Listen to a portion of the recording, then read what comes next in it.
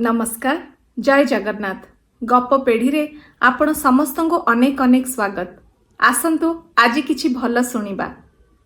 आज होउछि 1 एप्रिल उत्कल दिवस। आपण समस्त को उत्कल दिवसर अनेक अनेक शुभेच्छा। उत्कल दिवस रे आमे इतिहास, संस्कृति आ प्राकृतिक सौंदर्य रे भरपूर ओडिशा गठनर उत्सव पालन करिथाउ। आसंतु मने पकेइबा आमर ओडिशावासींकर बलिदान को आउ चेष्टा करिबा एक सुंदर आउ समृद्ध ओडिशार। आउ थरे उत्कल दिवसर अनेक अनेक शुभेच्छा। आसंतु आरंभ करिबा आजिर वीडियोटी को। आज होउछि चैत्र नवरात्रिर तृतीय दिन। कालीर वीडियो रे जानिथिले चैत्र नवरात्रिर प्रथम आउ द्वितीय दिन रे मांकर को रूप को पूजा करिथाउ। सेमती आजी कथा हबा नवरात्रिर तृतीय दिन रे मांकर को रूप को आमे पूजा करिथाउ आउ ता पछर कहानी। नवरात्रर तृतीय दिन रे आमे मांकर चंद्रघंटा रूप को पूजा करिथाउ। कथारे अछि जे मांकर एई रूपर पूजा कले आमको सुख, शांति आउ समृद्धि मिली थाए।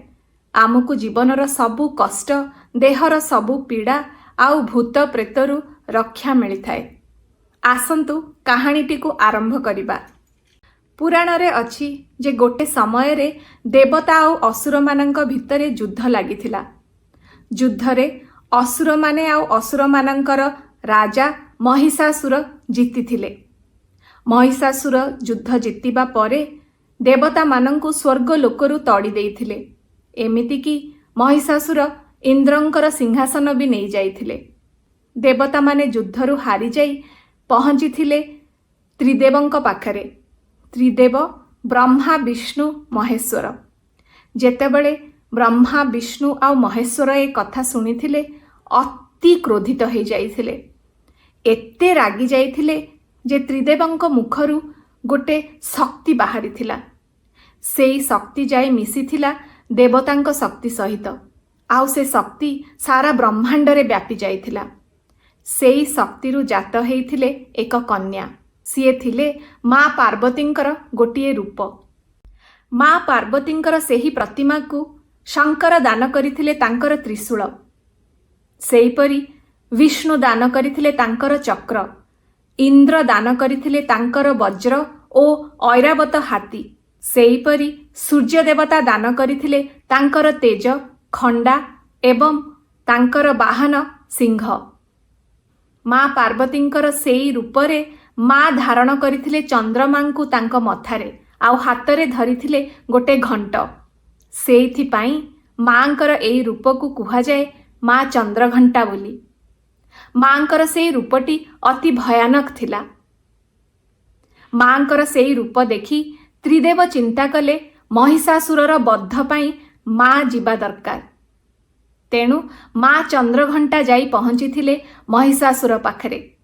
महिषासुर मांकर सेई रूप देखि बहु डरी जाइथिला आउ सिए तार सबु असुर मानंकु पठेइथिला मांक सहित युद्ध लागिबा पाई।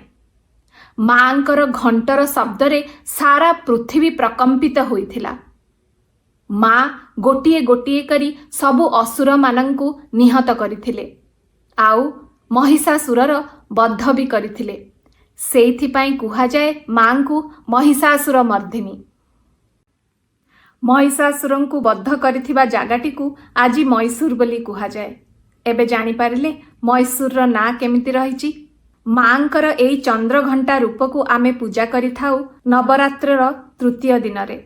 मांकर उपासना करिथाउ एई मंत्र द्वारा, ओम देवी चंद्रघंटाय नमः। कहती मां को नाली गोलाप, धला पद्म बहुत भल लगे। तेणु मांकर पूजारे आमे जदि नाली गोलाप और धला पद्म देई थाउ माँ बहुत खुशी होई थांती। मां को भोगरे धला वर्णर खाद्य पदार्थ दिया जाई थाए। आउ आजिर दिन रे आमे जदि दुर्गा चालीसा बोलिबा ताहले बहुत भल बोली मना जाए। एइटा थिला नवरात्रर तृतीय दिन रे मांकर चंद्रघंटा रूपर कहानी।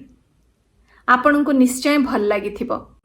आम तरफरु गपपेढ़ी चैनल माध्यम रे आमर एटा गोटे छोट चेष्टा जे आमे आम ओडिया भाषा को आगकू नबा आउ आम ओडिया भाई भौणी मानंक पाखरे एमती सुंदर सुंदर ऐतिहासिक आउ पौराणिक कथा सबू पहुंचेबा पई आपण समस्तंकर सहाय्य दरकार। पुणी थरे आपण समस्तंकु उत्कल दिवसर अनेक अनेक शुभेच्छा।